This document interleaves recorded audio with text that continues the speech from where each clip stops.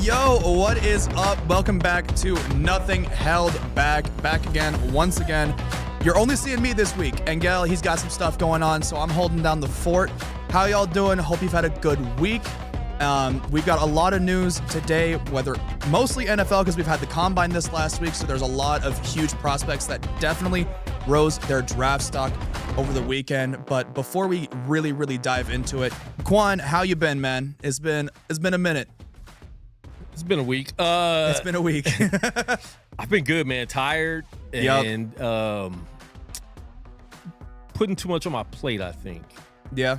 P2 thing. Doing a lot of work in the studio and out of the studio, so it becomes a lot. And then going out of town, like I enjoy going out of town, but then when you come back, you just have like all that work that you missed for 2 or 3 days to come back to. So that's kind of what it was. And then, I told you a little bit about some studio incidents that we're not going to really talk about. We're not going to bring it on the air, but that shit was crazy.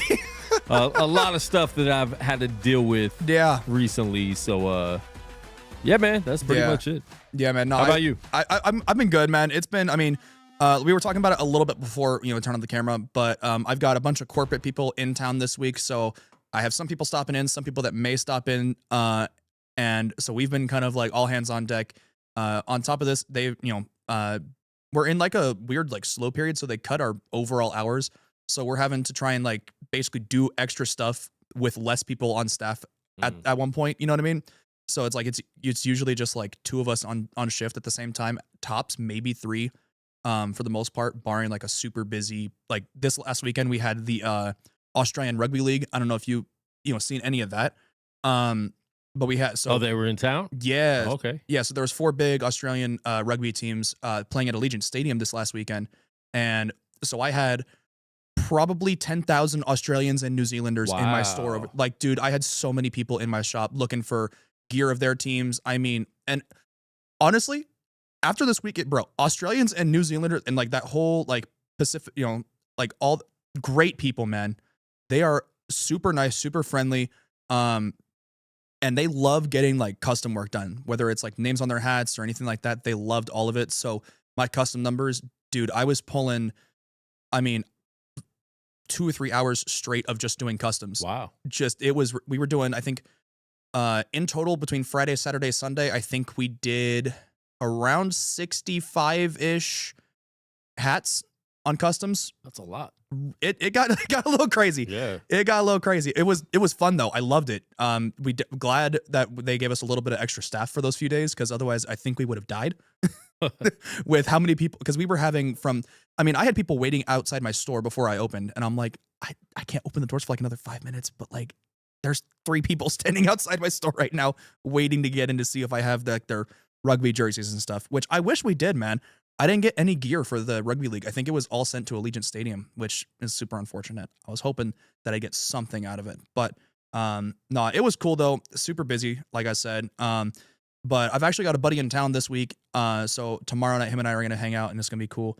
I haven't seen, actually, it's one of those like online buddies that you've known for a long time that you've not seen before. So okay. So it's going to be, it's going to be cool to see him. And after the show tonight, one of my friends who works for, she's an usher for one of the Cirque shows on the Strip. She got comp tickets to go see Ka. So she's texting me last night. She's like, "Hey, you want to go?" I was like, "Hell yeah." I'm not going to turn down a free ticket if I have the time. Absolutely. So, got some fun stuff coming. But yeah, it's great. I've been great. Busy as always, it feels like. I feel like I'm always doing something. Same with you. It's like there's always 800 things going on at the same time. Yeah. But no, it's been fun, man. But let's go ahead and dive right into it. We do have some breaking news from today. A couple of franchise tags and some surprise retirements. So Breece Hall, as we kind of all expected, he did end up getting franchise tagged this morning. So he is officially on that tag. Hopefully him and the Jets can either work out a deal or work out a trade scenario for him. I do think it's one of those things where I like Breece Hall a lot, but I don't think he fits the Jets timeline. Paying a running back big money, because even though he's not the best running back in the NFL, he's going to get paid probably top 5 money, which I believe is going to sit him somewhere around like the $12 to $13 million a year range. And I just don't know if the Jets in their timeline can afford to pay a relatively lower tier position that kind of money. even though they can afford it, that's not the issue. It's more of just I don't think it fits their timeline. I think they have way too many holes to fix, whether it's quarterback. They do have a decent defense, but adding some extra pieces onto that, and just honestly some outside weapons. Another receiver they really need because Garrett Wilson is carrying the load tenfold right now. He's basically, him and Breece Hall have been the only bright spots on that offense outside of their offensive line, which has been really good. Their offensive line is great, but I believe they do have a free agent or two from that offensive line this year. Whether I think it's Elijah Vera Tucker and Joe Tippmann are both free agents either this year or next year. So we'll see what they end up working out with. We did also see Daniel Jones did get the transitional tag placed on him today, which we did see last week as well from, I forget who it was that got placed last week, but basically for that, those of you guys that don't know, transitional tag basically means he is technically franchise tagged, but he can negotiate money with other teams, and potentially play for another team this upcoming year. However, the Colts have the right to match it. What this means, not only for Daniel Jones, but for the Colts, is now the Colts cannot place a tag on Alec Pierce, which means if they can't work out a long-term contract with him, he's going to be a free agent this year, and he's going to command probably close to, if not $30 million a year, as he is probably the best receiver on the market this offseason. Because you have Tyreek Hill, who God knows what is going to come of him after tearing apart his entire leg. You have Mike Evans, who is exploring his options. But he's definitely, he's getting older. He's kind of lost a little bit, but not too much. He's also coming off of a decent injury from this last year. So we're going to see what that turns out with as well. But Alec Pierce, probably the best receiver on the market this year. He's going to command 25 to 30 million plus from whoever he ends up signing with. It sounds like there's mutual interest with him and the Colts to get a deal done, but can the Colts afford him while also paying Daniel Jones? Because his transitional tag, if he doesn't get money from anywhere else and the Colts just let him leave, if he ends up re-signing with the Colts on a big deal, the transitional tag is just under 40 million. And that's more than the regular franchise tag, right? I believe so. Yeah. I think the transitional tag was like 32, or the franchise tag, I think is like 32 or 35, something around there. His transitional is, I think, 37 and change. So he's making good money. And that's probably going to stick because I don't think anyone coming off an injury is going to offer him a big contract. But who knows? No, I mean, yeah, who knows? I mean, maybe the Vikings realize the mistake they made and bring him in. Maybe the Jets give him money. Maybe the Falcons give him money to maybe compete with Michael Penix. I mean, there's a lot of different factors here. The Dolphins, if they decide to cut or trade Tua, but if they do that, they're losing like almost 100 mil. I think it's like a $99 million cap hit that he has if he gets cut or traded, anything like that. Speaking of big contracts with cuts or trades, anything like that, the Arizona Cardinals have informed Kyler Murray that barring a trade, he will be cut as early as league year day one, which regardless of what happens, he is guaranteed $36 million from the Cardinals this year per his contract. So he can do kind of what Russell Wilson did a few years back when he got cut from the Broncos and signed with the Steelers. He can sign somewhere for the league minimum or a team-friendly deal of like 10, 15 million, whatever, depending on what team he ends up signing with. And he would still make that 36 million from the Cardinals. So there's a chance where he can make upwards of 50 million this upcoming year between the Cardinals and whoever he ends up signing with. There's a few teams that definitely are interesting. A team that's been floated a lot is the Vikings, as they're not 100% sure what they've got with JJ McCarthy because he was essentially a rookie this last year. And Kyler Murray could definitely come in and play in that Sean McVay-ish system with Kevin O'Connell and really, really accentuate that offense. The only issue with that is Kevin O'Connell, he seems to like quarterbacks, or his system performs better with quarterbacks that are better inside the numbers. And we've seen from the last couple of years, Kyler Murray seems to struggle with inside the numbers short passes. He seems to do better with like things like the out routes and the deep balls and stuff like that, or just running around like a mindless toddler because the Arizona Cardinals don't have an offensive line. But we're going to see what that comes of with Kyler Murray.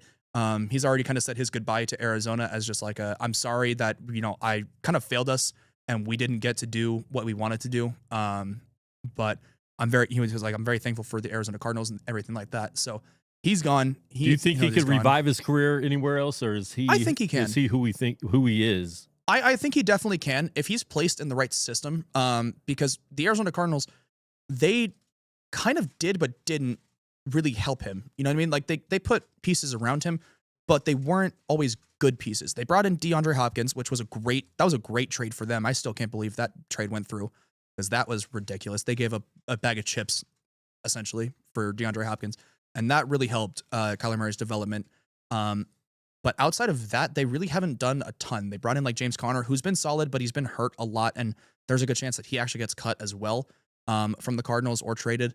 We're going to see what that ends up coming. But I do believe Kyler Murray still has the best football ahead of him.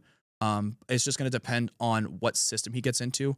If he can get in somewhere with like the Vikings, or honestly, I mean, if the Colts end up letting Daniel Jones, even though they did that transitional tag, they could potentially bring in Kyler Murray on like a league minimum type deal and see what they can do in that offense. I mean, I think Kyler Murray in that offense, if they can bring back Alec Pierce as well, that would be a very fun offense between him, Jonathan Taylor, Alec Pierce, Michael Pittman, if he's still around, Tyler Warren. I think that's a very fun offense. And if they can add one or two pieces to the defense, that's a team that can contend for a playoff spot and potentially the Super Bowl next year. Do you think anyone's really going to go, like, are there going to be a lot of teams really going after Kyler Murray? I think there's going to be a few. I don't think it's going to be one of those things where it's like he's going to command 20, 30 million a year. But I think there's definitely going to be a lot of teams that are showing interest. I have seen a couple of reports that, there's been some interest around him, especially from the Vikings, was one of the ones that I've seen. Between him and Kirk Cousins was another name that's been floated around linked to the Vikings, which, I mean, Kirk Cousins makes sense as well. So we're going to see, I mean, with Kyler Murray, what ends up going there. I do definitely think, like I said, I think he's got the best football ahead of him. And I think if he lands in the right system, he can definitely help a team make that playoff push. We've seen what he can do with a half decent roster around him back a handful of years ago when the Cardinals were, I think it was like 8-0 or 9-0, something like that, when they had just drafted like Isaiah Simmons and everything like that. And they made the playoffs and they made some noise that year. So if he can be on a team that has a solid roster around him, he can definitely, make the playoffs next year and potentially make a push in the playoffs depending on where he's at. But I did see as well, there's been a few trades as well. David Montgomery, former running back of the Detroit Lions, is now a Houston Texan. The Texans traded a 4th-round pick this year, a 7th-round pick next year, and offensive lineman Juice Scruggs in exchange for just David Montgomery. I do like this for the Texans in the sense of Juice Scruggs really wasn't doing much on their offensive line. He was kind of like one of those depth pieces that was just starting because they needed him to. Whereas I think with David Montgomery, he's one of those guys that he's great at running in between the tackles, and that's exactly what the Texans have shown they want to do. They want that aggressive, bruising type of runner, and now they actually have that with David Montgomery because I like Woody Marks. He's a solid runner, but he's not one of those guys that's going to be an every down back, and now they have someone like David Montgomery who can take over the primary role and then allow Woody Marks to kind of be kind of an in-between situational back when it comes to like second and third downs here and there. I do like this for the Texans. I actually like this a little bit for the Lions as well, because now this opens up Jahmyr Gibbs a lot more. Yes, David Montgomery was great for Gibbs's development when it comes to just allowing him to kind of take the runs that help him best. But now Jahmyr Gibbs has already shown that he is going to take over that starting role 100%. Over the last season and a half or so, David Montgomery's snaps did start to dissipate a little bit here and there, and they definitely shot down more over this last year. Isn't Detroit a team that I feel like they thrive off that 2 running back system, though? They do. So I could definitely see them making a splash in the draft to maybe take like a Mike Washington who blew up at the combine, looked fantastic. Ran I think a 4.33, I think was his time. 40-yard dash. I can definitely see something like that. Or even just taking, you watch the combine? I watched bits and pieces of the combine. I didn't like sit down because obviously with working and everything like that. But I did watch a handful of these players. I actually went through today and made a ton of notes regarding a lot of the players that I liked out of this combine. And honestly, just kind of seeing what where I think they could go. One of the guys that I actually liked a lot was Bryce Lance, Trey Lance's brother. He's a wide receiver from North Dakota State. His combine was very, very solid. He's 6'3", 204 pounds. He has 9.25-inch hands, so a little bit on the smaller side, but honestly, we've seen quarterbacks and receivers with relatively small hands, and they've done just fine for the most part, outside of Kenny Pickett. And so I think, honestly, he'll be fine in that regard. He ran a 4.34 40-yard dash, which at 6'3", 200 pounds, that is blazing speed. That is really, really fast. He was the 5th fastest receiver at the combine this year. I really do like. I think he could definitely be like a high 3rd round pick in this year's draft. Maybe somewhere in the 2nd round, depending on a team if they're super wide receiver needy. He can definitely do very solid things, I think, this year. And depending on where he lands, he could be a big splash for like a wide receiver 3 type player in his first year or two. But I think down the line he can definitely boost up a little bit. I wouldn't mind the Niners drafting him in the sense of we definitely do need more receiver help, especially with us not tagging anybody like Juwan Jennings this year. So Juwan Jennings is probably not going to be on the roster next year. 49ers don't use their tags a lot. We do and we don't. We use them when we need to, and the last handful of years we really haven't needed to. You see some teams where they're tagging someone every single year. Oh yeah, know? I think for a long time we're definitely strategic with it.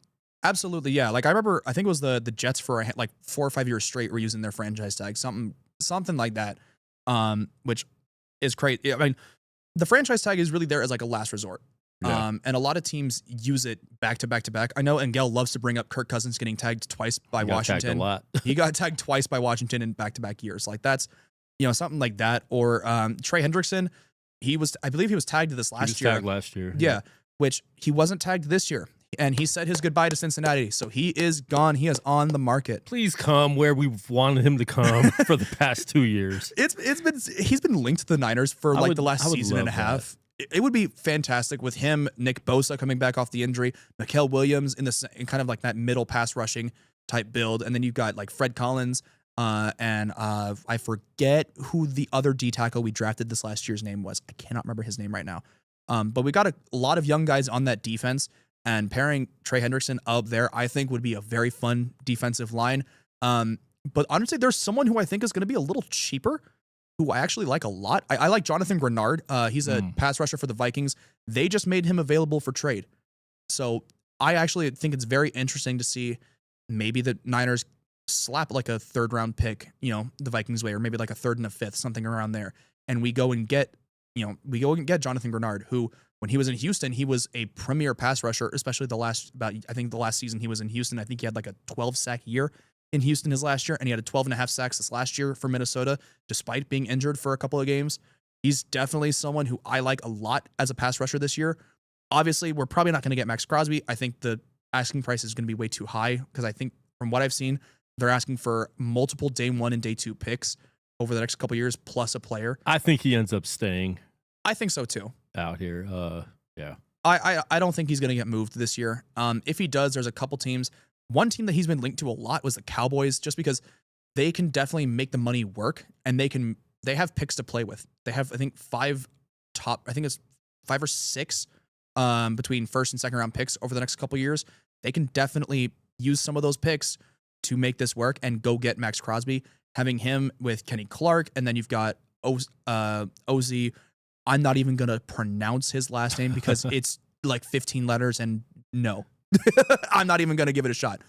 Or Osa. I would hate to see him go there, though. Oh, I would cry. I would be very upset. I think if he gets traded, I think the new coaching staff is not going to want to let him go. So it's like, no, let's try to build this team. Let's have him believe in it. And then if they're 2-9 going in the trade deadline, then it's like, okay, cool. So I think he gets traded at the trade deadline if they're still horrible. I 100% agree. I think if they're like 2-7, 2-6, whatever it may be at the trade deadline, and they look about what they do. But you can't keep trying to build the fan base and then trade the face of the franchise, right? Because if you don't have Max Crosby, what are the Raiders? Because you have Brock Bowers, you have Ashton Genty, you're gonna have Fernando Mendoza, but. In real talk, Mendoza, they're going to make him the face of the franchise because none of those other guys are really marketable. I think Genty will be, but I don't think they are. I think Mendoza, he's going to be the face of the franchise, and I think that's going to be too much pressure on him. I can definitely see it. I think because I've talked about it, I think on the show and with just people off, whether it's at work or anything else, recently. I think what's going to end up happening is, as much as I would love to see the Raiders cut Geno Smith, I don't think it's going to happen. Even though they would save $8 million by doing so. By the way, they would save $8 million. I don't think. I mean, yeah, I don't. I don't think they will cut him. And there's been a lot of talk because he's actually, so if he gets cut, there's been a lot of, I've seen a lot of reports. There's a few GMs and higher executives in the NFL that think whatever happened last year was like 80% not his fault, which I think is very true because I wasn't super impressed with him in Seattle beyond that first year. Right. Like he was okay, but like I wasn't impressed. His last year in Seattle was definitely like a low point. But before that, he was a decent quarterback. He wasn't like I'm going to win you the Super Bowl type quarterback, but he was I'm going to take you to the playoffs type quarterback. And there's a few teams, whether it's the Jets, the Vikings, the Falcons, the Dolphins, the Colts even, where that's a possibility for them. And I've seen, like I said, there's a handful of reports that I've seen where a lot of executives don't think that what happened last year was largely his fault. And they're right. A lot of it has to do with Pete Carroll bringing in Chip Kelly, and Chip Kelly, bro. I don't know what we all know how bad he is. We all saw that. Yeah, that was bad. Because there was a lot of reports that I saw last year too, where Geno Smith half the time wouldn't know what the play call was because Chip Kelly would just change it so much at the last second that he didn't know what he was doing. So he just kind of had to make calls up on the fly, and it just didn't work. Excuse me, but. Some other draft prospects I like here. Taylon Green, quarterback for Arkansas. He's not a prolific passer, but he's a very athletic quarterback. He ran a what was his? It was a 4.36 40-yard dash at 6'6", 227 pounds. Whoa! Right. Wow. Right. That's what I'm saying. You're not stopping him. Right. I mean, that's blazing speed. Now, I saw bits and pieces of him, over the last year or so, playing for Arkansas because I got a lot of family that's huge Razorback fans. So that's, so I kind of tune in every now and again, and I'm seeing clips of him and what he's doing. Honestly, he's got some speed. He's got wheels, and we see that now. 6'6", 230 pounds essentially, and running a sub 4.40. I mean, that's ridiculous amounts of speed. I think he's going to turn. I think he's very similar to Jalen Milroe coming out of this last draft. Not necessarily build-wise, but the way he plays. He's kind of like a run-first quarterback almost. Not a super prolific passer, but he has some solid, accurate deep balls and everything like that. I just think what's going to happen is someone's going to take him in like the third or fourth round. Same thing that the Seahawks did with Jalen Milroe. And he's going to be a developmental piece for whoever, for the future. Not necessarily a starter in the next 2 or 3 years, but maybe, a little bit later down the line, he's someone that can definitely take a starting job and maybe have like a Malik Willis type, career jump. I think if the Packers want to draft him in like the later rounds and kind of develop him behind Jordan Love, what they did with, Malik Willis, I think that's something that would definitely benefit him a lot. I just think he needs something like that sort of situation to be the best quarterback that he's going to get. And if he doesn't get into that sort of situation, it's going to be very tough. But I also think if he goes to like the Rams in that same situation, learning behind Matt Stafford for a little bit, learning how to pass the ball a little bit better, being a little bit more accurate, I think that would definitely help out his career a lot. I know there's been a few quarterbacks that have been speculated to go to the Rams, whether it's like Ty Simpson in the first round. I've also seen a lot of people say Anthony Richardson could get traded to the Rams now that he's gotten permission to seek a trade. I think they need to start looking for a post-Stafford quarterback. And I think the best way to do that is honestly take a flyer on someone like this with like a 4th round pick, maybe a 5th round pick, have him learn, have him develop his passing skills a little bit better. And then in a couple years, you've got a potential, he's got boomer bust potential. He could be basically nothing and a pretty decent backup, or he could become an MVP caliber quarterback. And I think that's a very likely possibility for him, depending on the situation he goes into. I want to talk about Sonny Styles for a second. So Sonny Styles was, linebacker out of Ohio State. He was projected to go somewhere in like the pick 10 to 16 range. And then he had the most ridiculous combine we've ever seen from a linebacker. He's got this, I think it was like the height of Calvin Johnson, body build of Julio Jones. He's got a higher vert than Vince Carter. I mean, this is a freak of nature player. I don't know. And his brother, honestly, is just as athletic. Not quite the same build. I'll talk about him more in a minute, but I don't know what their mother was feeding them, but good Lord, you bred some football players. Sonny Styles, 6'5", 244 pounds, with a 4.46 40 and a 43.5-inch vertical, which the vertical jump, I believe, led the NFL Combine for linebackers this year, and he was, I think, second or third in the broad jump, jumping 11'2". I mean, this is somebody who went from being a mid-round, first-round pick to potentially being a top 5 pick, and very much so. He is super athletic, and at that size and at that speed, you really cannot ask for much more. I mean, just watching him at that combine and watching him at Ohio State, you have to value him as a top end pick at this point. There's no debating it at this point. He's a top tier pick. He's going to probably be top 5, maybe top 8 at the lowest. But he just made himself millions of dollars by doing this NFL combine and doing what he did. And he's probably going to jump his teammate Caleb Downs, who was projected to go somewhere in like that 7 to 10 range. And there's a chance that Sonny Styles goes before him now. Because I don't believe Caleb Downs did any of the combine drills this year. I don't think he did anything at the combine. Jeremiah Love, running back for Notre Dame, was already projected to go top 10. And then he decided to run a 4.36 40. That was the only drill he did. He didn't do any of the broad jumps, the verts, the bench press, anything like that. He only ran the 40. But I mean, he looked good in the 40, and he's solidified himself as probably a top 10 pick. There's been a few teams that do definitely need some running back help, whether it's the Chiefs, whether it's the Saints. Those are two teams that have been where he's been mock draft to go to a lot.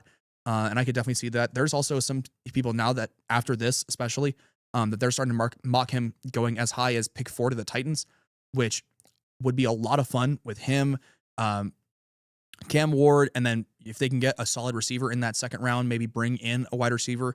As long as they don't bring in like Mike Evans, because I don't know what it is with the Titans and bringing in old receivers. That is where careers go to die for older receivers. We've seen it with DeAndre Hopkins, Julio Jones, Tyler Boyd, who was a solid receiver for the Bengals and then went to Tennessee and just completely disintegrated. Tyler Lockett, same kind of thing. Like, we see it all the time. So hopefully they don't bring in like a Mike Evans or a Tyreek Hill, but there's honestly a good chance that happens just because of the money that they have, especially from some of the trades that they've made. Speaking of, I'm gonna actually real quick as well, jump back a little bit instead of going back to the free agency type stuff. Today, as of just a few hours ago, Drew Dahlman, the center for the Chicago Bears, retires at 27 years old after signing a 3-year, $42 million contract just last offseason. The Bears now need a new center. They've already brought in Tyler Biadasz, the former Washington Commanders center who just got cut a few days ago for a visit. So there's mutual interest there. And he's so young. What was the reason behind him retiring? 27 years old. 27 years old. Yeah, I don't know. It didn't, from what I can see online, whether from Adam Schefter or Ian Rappaport, no one has really said anything as to why he retired. Maybe he was just ready. You know what I mean? Like, there's a lot of times where players just are ready to be done. Who was that player we had? He was really good, really young, and he did the same thing. We had Pat Willis. Yeah. Pat Willis. Yeah. There was a time with 49ers, like, we just kept losing guys that were still like young, and it's like, what's going on? Yeah. But yeah, Pat Willis. I believe Navarro Bowman retired pretty early as well. But he had dealt with some injuries, right? I believe Pat Willis did as well. Yeah. He had like one big injury. I can't remember. I think he like tore his ACL or something like that. In like his 6th or 7th year. And yeah, there was like 3 guys for us, like right at the same off season or like a year apart, that were just like, it's like, what's going on? Yeah, because it was him, it was Navarro Bowman, and then I could never pronounce this guy's name. He was a linebacker for us, number 53. The white dude. His last name started with NZ. I could never pronounce his name at all. It was like NZO. So I could never pronounce it. It just wasn't gonna happen. Yeah, that was the name I just could never ever pronounce. But we've got some people in the chat here. Hold on. Hey, what's up? What's up? Chris Everyone in the chat? Borland retired. He was only 24. Yeah, and that was the same year as Patrick Willis. Yeah. Okay. Yeah.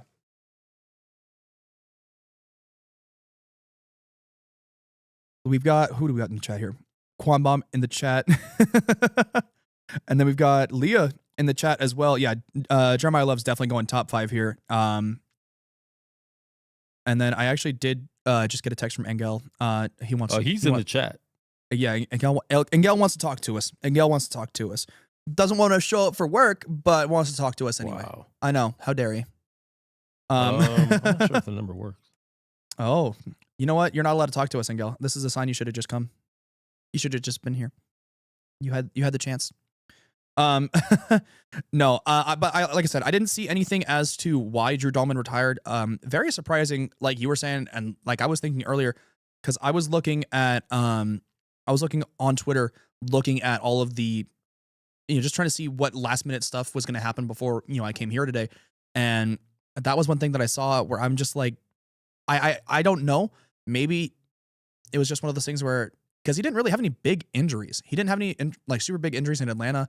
And he didn't have anything in Chicago. He was great in Chicago this last year. He was a top 5 center this last year. And he just decided it was time to hang him up, which sucks for the Bears because they paid him a lot of money and now he's done. But I've also seen some people online that Drew Dahlman should be penalized for retiring early after signing that contract. And it's like, dude, no, what? Like leave the guy alone. Yeah, I mean, like, let him get his money. Right. Don't get out of other people's pockets. Right. That's how I feel. Like my thing is like, look, if he believed that he had more time ahead of him, that's why he signed that contract. If he didn't, if he was already contemplating retirement this last year, he would have never, done all the visits with those teams and ended up signing with the Bears. He never would have done that to begin with. I mean, obviously I don't know him personally, but that's not something that I would do. If I'm already like not 100% sure, I would have waited until after I made my decision before I do anything. So I don't know why he retired. Hopefully it's more just of like I don't know if he has kids or anything like that, but maybe it's like, you know what? He's done his time. He's ready to just kind of stay home with the family, take care of the kids, and work on the next chapter of his life. Because he's also a Stanford graduate, which Stanford, that means there's a lot going on up in his noggin that especially most of us won't know about. Just in like in the sense of like, I mean, he's got something going on outside of this. So we'll see what he ends up doing. Obviously we talked about Trey Hendrickson not getting tagged, Breece Hall getting tagged as well. There's also Dallas Goedert, tight end for the Philadelphia Eagles. He is set to be a free agent this year. He did not get franchise tagged. There is still mutual interest between him and the Eagles to get a deal done. There's also potential for a Zach Ertz reunion to the Philadelphia Eagles. I've seen him kind of linked to it a lot over the last couple weeks. We're going to see what happens there. But I don't know what's going to happen with Dallas Goedert because Dallas Goedert, when he's healthy, is a top 10 tight end in the NFL. He is a very athletic tight end. He's very smart. He's a very good ball player. So as long as he's able to stay healthy, he can definitely continue playing football. Oh, he called. We're going to call him back. Oh, we're going to call him back. Here we go. What's up? What up, Engel? How you doing? What's going on, fellas? How you doing? I'm doing good. I just want to call in, show some love for the squad. Yes, sir. Where you at? You on a beach somewhere or what? You. No, not yet. Not yet. Not going to Myrtle Beach yet? No. The show's actually running a lot smoother without you here. What? I'm watching, so I see it's running a lot smoother. Yeah. I mean, hey, maybe it's the solo. I'm watching. I'm paying attention. Caleb Coward over here. There you go. I mean, I'm just saying, up until 10 minutes ago, I wasn't even looking at this. I feel like that little Indian dude on Colin Coward's show for Caleb. What's his name? I don't know. I don't even know if he's Indian, but I don't know. Yeah. See, there you go again. Engel, don't even know if he's Indian or not. Engel, how do you feel about the combine from this last weekend? Who's some guys that you're looking at that you're like, okay, I want to see Washington draft these guys at pick 7? Pick 7, really. I'm hoping we draft a defensive end. Okay, yeah. We need some defensive line. Like the talk is really they've been talking about Bain from Miami. Miami. Yep. That's really who I hope we pick up, but every time I hope we pick up somebody, we don't. Yeah. I mean, it's going to be it's not another Alabama defensive player. I mean, hey, Washington loves to draft those Alabama defensive players, whether it's Deron Payne or Jonathan Allen, all those guys. Oh my Lord, we did. Yeah, you were doing that for a hot minute. That's really where my I'm hoping they work on our defense because I feel like we can pick up. We need another receiver, but we can pick somebody up during the off season. Really, we got a couple dollars to spend. So it just depends. It just depends. The draft. I honestly think like the draft this year is going to be really good. Oh yeah, there's so many athletic ball players in this draft class. Whether it's David Bailey or Ruben Bain, both of those guys are going to be top 10 picks guaranteed. Arvell Reese, you have, Sonny Styles that we were just talking about a minute ago. There's so many athletic ball players in this draft. And one guy that I haven't even talked about yet, Kenyon Sadiq. Dude, I don't know what lab he was created in. This guy's a freak in nature. Did you watch I'm trying to figure out this guy's crazy. That quarterback from Arkansas? Yes, Taylor Green, yeah. Bro, 4'3"? 4'3" at 230 pounds. He's going to be a receiver by year 2. Maybe if he doesn't develop well as a quarterback, I could see him honestly moving to tight end more so than receiver just because of his height. With that speed, oh my Lord, 4'3". 4'3", yeah. Wow. 4'3". Wow. Dude's a freak in nature. But yeah, no, I do think I agree with you 100%. I think Washington definitely needs more pass rush. I believe Ruben Bain is the better of the two premier pass rushers coming out of this draft, whether it's him or David Bailey. The only concern that people have with Ruben Bain is he has small hands and he has slightly shorter arms, so they're worried about his reach. But we've also seen a handful of pass rushers over the last few years that have these shorter arms and they're doing fine. So is it really that big of a deal? You know what? I find it so funny when they always talk about the measurables when it comes to these players. This man has dominated in the college ranks. You've seen him on tape. Yep. So they do that a lot with quarterbacks. They do that a lot, he's a cornerback, but he's so short. But you see him on tape.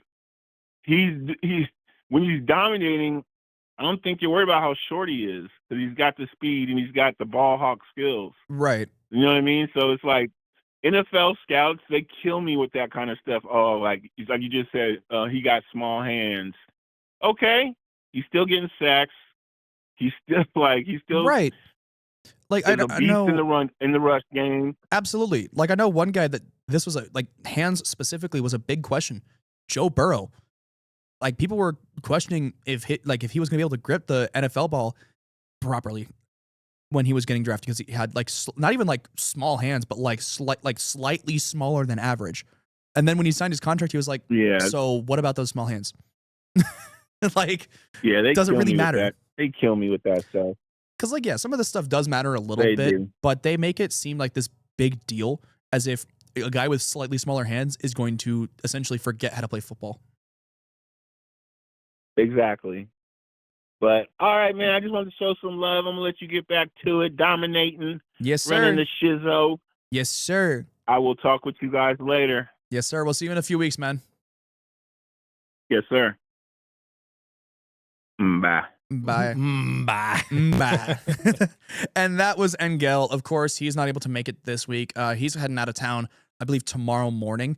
So he's not able to come in today. But it's all right. You know what? You got me. And you can have a guest co-host next week or what? I'm gonna supposed to this week. I'm gonna do some reaching out. So we'll see if I can guess one of the boys to come in next week with me. But I want to talk about Kenyon Sadiq. I mentioned him briefly just a second ago. But Kenyon Sadiq, I don't care if you need a tight end in this draft or not. Draft Kenyon Sadiq. This man is an absolute freak of nature at 6'3", 241. Quan, can you guess his 40 time?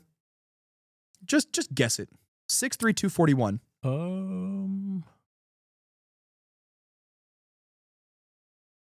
don't know. 4 something. Wow. Oh, you intuitive. Wow, look at 4 you. something. What? Give me a number. Come on. I 4.5. 4.5. He ran a 4.39. Ooh. That is, he broke Vernon Davis's tight end combine record. Wow. He's the first. Yeah, Vernon Davis ran a 4.4 in his draft day, and he's got virtually the same build as Vernon Davis. Very identical. I think he's an inch shorter, and he's an inch taller and weighed 10 or 15 pounds less than Vernon Davis. Ran a 4.39. That's good, man. Vernon was a beast. Vernon Davis was a solid tight end. I mean, Hall of Famer. But no, Kenyon Sadiq, man, again, I do not care if you need a tight end in this draft. This man is a must draft player. If there's any guy in the first round that needs to be on your draft board, it's Kenyon Sadiq. If you're drafting for some sort of explosive offense, draft Kenyon Sadiq. Ran a 4.39 at 6'3", 241 pounds. Had a 43.5-inch vertical, 11-foot 1-inch broad jump, 26 reps on the bench. And not only did he break Vernon Davis's combine tight end record, his 40 time was faster than Christian McCaffrey and Bijan Robinson by about 1/10 of a second. It's not too bad. Not too bad at all. This, I mean, dude, I don't know what they're feeding him up in Oregon, but good Lord. I mean, Kenyon Sadiq, freak of nature. I was one of those guys when, because I've seen all over the draft board for the last few weeks before the combine, a lot of people had us, the Niners, at 27 taking Kenyon Sadiq. And I wasn't 100% sure. Like, I knew he was a really great player, but we don't really need tight end. Yeah, we wouldn't mind having a good backup tight end for when George Kittle inevitably gets injured. But we don't really need someone at that, super imperative, like this is a must draft position type thing. But if he's there, you feel like we have to take him. Absolutely. At this point. And here's the thing with Kittle coming off an injury, It might be good because he has been injured a couple times. But the way we don't throw deep. So right, having him even line up with two tight ends or line up a wide receiver, he would be like a really solid slot receiver tight end type player. I really like Kenyon Sadiq in this draft. Watching his tape, I mean, he's fantastic. Even just from his combine alone. But one guy that's been very close with him, at least in terms of drafting, Eli Stowers, the Vanderbilt tight end. Now, he was probably going to be like a mid to late second round pick, like early third round pick. He had a solid combine as well. I don't have his numbers right in front of me, but he ran, I believe him and Kenyon Sadiq are about the same size, give or take about an inch, give or take a few pounds. And he ran like a 4.45, I think was his 40 time, or like a 4.5, something around there. So there's a lot of chances too where Eli Stowers is going to definitely boost up his draft stock a little bit just from that alone. I think his pro day is going to be what really is going to hit that mark. But when it comes to the combine, obviously Fernando Mendoza basically did nothing because he's guaranteed the number one pick. He's the number one pick. We're not even going to divulge into that, right? Ty Simpson as well. He was one of those guys where he was probably the second best quarterback in this draft, but we weren't 100% sure. After his combine, he has solidified himself as that QB2 in this draft class, and he's definitely going to be a first round pick, whether it's to the Rams, whether it's to the Steelers as a potential option as well. I really do like Ty Simpson here. There is some question marks because he's really only got 1 year of starting experience, just starting this last year, but he's a very solid quarterback. He's actually, funnily enough, I saw a handful of graphics. He is virtually the exact same build as Brock Purdy. They're, I think, half an inch apart in terms of height and like 5 pounds difference. Hands are basically the same. I mean, the entire structure of Ty Simpson is essentially Brock Purdy. And which, you can't go wrong with being the structure of Brock Purdy. He's a solid, solid quarterback here. But I really do like Ty Simpson here. He didn't do a ton of drills at the combine. He really just threw. He didn't do his 40. He didn't do bench press, none of that. He just threw, which is what basically a lot of the quarterbacks did outside of a few guys, like Taylor Green being one of them, who did basically all of the drills. But Ty Simpson threw great at the combine, definitely solidified himself as QB2. And Carson Beck, who honestly kind of revitalized his football career with Miami this last year. Like, he was good for Georgia, and no one's discounting that. But what I've seen a lot of people say is that he kind of grew up when he was playing for Miami. Like, he became like an adult essentially during Miami. And yeah, he's like 24. But I do like Carson Beck here. He's definitely going to be solidifying himself here as that QB3. He threw really well at the combine as well. Again, a lot of the quarterbacks didn't do any drills outside of throwing, but he threw really well at the combine and I thought this was kind of funny. Every single time he came onto the field to throw at the combine, the entire stadium was booing him because obviously It's at Lucas Oil in Indianapolis, in Indiana. And who did Miami just play in the national championship game?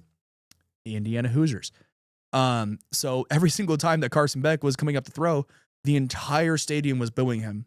And even though there wasn't that many people in the stadium, because of course it's the combine, outside of like scouts and everything like that, there's not a whole lot of people there. At least from what I saw, you could hear it.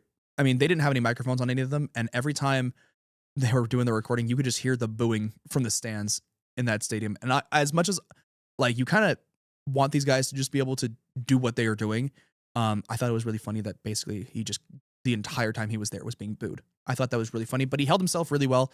Of course, you have to hold yourself really well under pressure. And when you have an entire arena booing you, granted, it's probably like maybe 5,000 or 10,000 people that were doing it. I do commend you for that. So definitely those are, I think, the top 3 quarterbacks in this draft. I mean, Fernando Mendoza's pick 1. I think Ty Simpson has definitely solidified himself as a first-round pick and that QB2 spot. And then Carson Beck, I really do like as like a mid to early 3rd-round pick, maybe a late 2nd for a quarterback-needy team. But I do think Carson Beck, if he can polish up a little bit, because he does still have a couple of things that he can definitely polish up on, whether it's the deep ball that he can definitely polish up on a little bit. And I think if he can fix it, he definitely lost a step after having his UCL surgery. He definitely lost a step with his throw power, but he can definitely still sling that rock. So if he can kind of, adjust maybe his motion to give himself a little bit of a boost in his throw power, he can definitely solidify himself as a potential starting quarterback in the NFL. But no, there's been this combine was crazy. There's so many amazing players coming out of this draft. So many athletic freaks. Mike Washington, running back for Arkansas. I mean, I know I've been talking about Arkansas a little bit with him and Taylor Green, but Mike Washington ran, I believe it was a 4.33 40. And because of that, he's probably going to, him between that and the other drills that he did, he's definitely boosted his draft stock a little bit because he was probably going to be sitting around that like 4th or 5th round. And he's probably jumped himself into like the late 3rd round, on a day 2 pick just from how athletic he is. He's huge. I mean, I don't have his numbers right in front of me either, but no, he ran really well at the combine, and he knew after running his 40, after running that 4.33, he literally just broke down in tears because he realized he's like, I just really helped myself and my family by doing what he just did. So huge shout out to Mike Washington. Hope you definitely get drafted high. I think you definitely can. And we were talking about this. I can't remember if it was before the show or just right at the start of it. Him potentially being paired up with Jahmyr Gibbs in Detroit could be a very fun duo here. I do like that a lot. I think it'd be a lot of fun. But I do think with him being as much of like a in between the tackles type, like speedster-ish running back, they don't want to basically have like a budget Jahmyr Gibbs on their roster when they have Jahmyr Gibbs. So I think having him maybe go to like Pittsburgh, just so that way he can be paired up with Jaylen Warren, I think would be a lot of fun. I think that'd be actually a really good running back duo between him and Jaylen Warren. Shout out to Earl. Let me know if you agree with that. I think that'd be a lot of fun. But no, man, there's so many crazy players. Even to the wide receiver for Texas A&M, whose name I cannot remember off the top of my head right now. He ran the fastest 40 time at the combine. He's like 5'9" and 180 pounds, and he ran a 4.26 40. One of the fastest, combine speeds we've seen. He's probably like, because I've seen a lot of comps and a lot of notes about him specifically. There's a lot of questions as to how good of an actual receiver he's going to be, and more questioning if he can kind of fit himself into like a return specialist type player. Whether so I think more so where he's going to get drafted is not necessarily going to be a higher pick. I think he's probably going to sit around that 5th round type range, but I do think he's definitely going to become a pretty solid returnman in the NFL, whether it be on punts or on kickoffs. Just from his blazing speed, if he can be developed as such, I think he definitely has got a long career ahead of him when it comes to, just alone on the size and speed. He's a very compact speedster receiver, which a lot of teams really do like. They want that field stretching type receiver. That's why we see a lot of these guys get drafted or traded for, like we see with Rashid Shaheed just this last year getting traded for by the Seattle Seahawks, and then they win the Super Bowl, partially because of the explosiveness that he brought both on special teams and on the offensive side of the ball as well, just from his downfield stretching ability. But I'm really excited to see what a lot of these players go. I think there's a lot of fantastic players in this draft. Another guy we've seen a lot of questions about was Caleb Banks, just because he D-tackle out of Florida. There's a lot of teams that are defensive tackle needy in this draft, and he's definitely kind of boosted himself up a lot from his combine. There was a lot of questions surrounding him, largely because he doesn't have a ton of starting experience, but it's more so because he was injured very early on last year. He only played 3 games for Florida last year, got hurt very early on, missed the rest of the season. And so there was a lot of questions as to how he's going to recover from the injury he had. I can't remember exactly what the injury was, but there was questions surrounding that, if he would be able to come back and be that inside, defensive lineman. But I think after the combine that he's had, those questions have kind of been answered a little bit. So hopefully, I mean, honestly, when it comes to the draft, you just want to see the team. Obviously, you want to see your team fill positions of need, whether that be the offensive line, which there's a ton of fantastic offensive linemen in this draft. Francis Maui Noah being one of them. Caleb, or was it Caleb Lomu? I believe is what his name was. Fantastic player. And the other Spencer Fano was another one who ran a sub 540 at like 6'6" and 350 pounds or something like that. He ran like a 4.940, I think was his time. There was a lot of those sub 5 second 40-yard dashes from these offensive linemen. A lot of super fast offensive linemen in this draft. One of the guys being Blake Miller, who looks very athletic, who honestly, I would not mind the Niners drafting at 27. Offensive lineman being one of those positions of need we have this year. And when you have someone like Blake Miller coming out of Clemson, who definitely is more of that like athletic kind of offensive line build, that's going to be able to move and progress in the tempo very quickly. I think that's something that we would actually benefit a lot from, having him opposite of Trent Williams, or if Trent Williams gets cut / traded, whatever goes on there, having him go in place of Trent Williams, I think would be a really solid spot for him. But hopefully, I mean, honestly, for me, when it comes to the draft, we have a lot of needs for the Niners. Receiver is a big need for us. Offensive lineman is a pretty solid need for us. We really as well. have no receivers, bro. We have like Pearsall is our Pearsall's best solid. receiver. Jennings is probably gone. Yep. Pearsall doesn't play. He doesn't get a lot. Yeah. He misses games. He was hurt with different injuries all year. I don't trust him being. He's not a wide receiver number 1. No. DeMarcus Robinson right now is probably our second best wide receiver behind him. Yeah, DeMarcus Robinson had a really good year for us. We need a lot of. He had a cool year. Well, a really good year for like a wide receiver 3-ish. Like he was good when he was called upon. 4 or 5, I think more so. But yeah, Niners need a lot of help with wide receiver. I mean, we had a whole bunch a couple years ago, and now we don't have any. Right, because we had Runnin Ayuk, we had Devo Samuel, we had Jawan Jennings. That was probably the best wide receiver trio that year. Yep. And honestly, just in the last couple of years, that's probably one of the better wide receiver trios in the NFL over the last few years. The only other one that even rivaled that was the Bengals a handful of years back when they had Jamar Chase, T. Higgins, and Tyler Boyd, all of which being fantastic receivers in their own right. Obviously, a couple of those guys being younger in their careers, and Tyler Boyd was older at the time. Now I believe he's out of the league entirely. But regardless, receiver's a big need for us. That's why, like, I wouldn't mind like a KC Concepcion out of Texas A&M. I think he's a very solid receiver. I wouldn't mind Bryce Lance, who I talked about earlier, just because he's a big body, field stretching receiver. Who honestly, that's a receiver that we need. That's like that type of receiver is the type of receiver we need. There's also been some speculation because obviously, Deebo Samuel's a free agent from the Commanders this year. There's been speculation that he could be coming back to the Niners this year, which, I mean, I don't think they want to go backwards with that. I mean,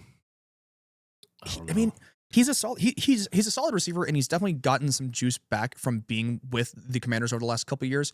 Well, just last year he was with them. I thought it was 2. It was just last year. So being a free agent after that, and he did okay, but at the beginning of the season.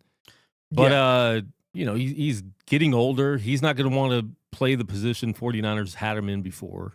Yeah, I mean, so I just don't think that's he's slower. He's definitely lost a little bit. I love Deebo, so I wouldn't hate it, but at the same time, it's like I want to see us get some speed.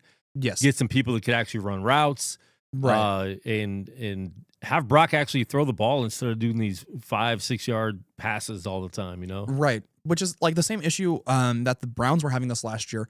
because they literally had nobody to throw to. Yeah. I mean, their best receiver was Jerry Jeudy. Jerry Jeudy was your best receiver, brother. That's bad. It's pretty bad. As much as I do like Jerry Jeudy. He was always a decent receiver. He just had a drops issue. I thought he was going to be really good coming. I actually wanted him over Ayuk. Dude, when we drafted Brandon Ayuk, I was so pissed.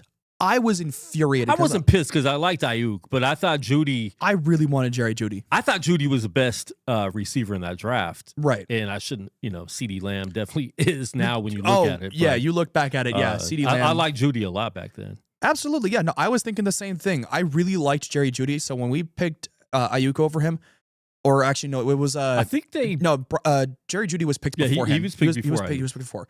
Because I saw the Broncos picking him up, I was so mad, man, because I was like, no, I really wanted Jerry Jeudy. I'm really glad we didn't get him now.